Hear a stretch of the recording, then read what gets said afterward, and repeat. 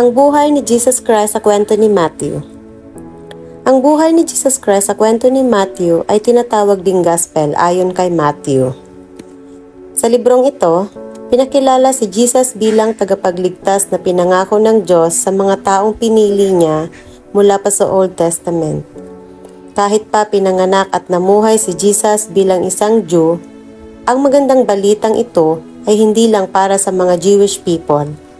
Para ito sa lahat ng tao sa buong mundo. Maingat na inayos ni Matthew ang kwento tungkol kay Jesus.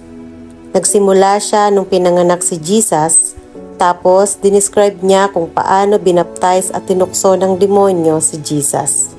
Pagkatapos, nagsimula siyang mag-serve sa mga tao, nag-preach, nagturo, at nagpagaling siya ng mga may sakit sa Galilee. Tapos, nagpatuloy si Jesus ng paglalakbay mula sa Galilee papunta sa Jerusalem.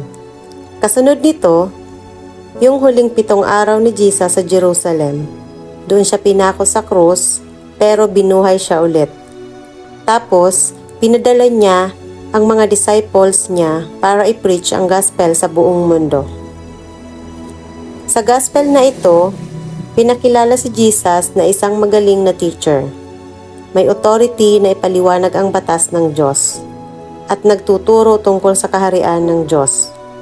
Nahahati ang mga teachings ni Jesus sa 5 collections. Una, ang sermon sa bundok kung saan tinuro ni Jesus kung ano ang pagkatao, responsibilidad, karapatan at ang destiny ng mga taong makakasama sa paghahari ng Diyos.